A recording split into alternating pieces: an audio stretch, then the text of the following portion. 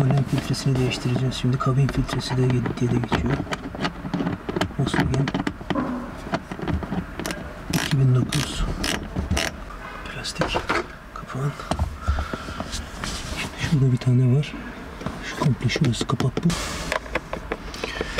Evet, 5,5 lokma arkadaşlar.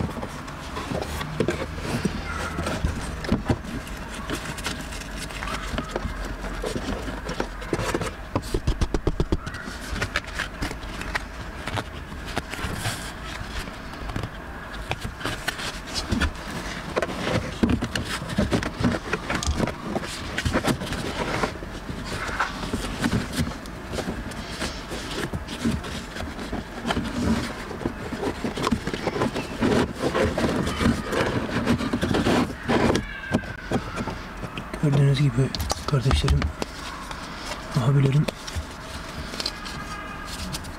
filtresi değişimi gayet basit bir işlem.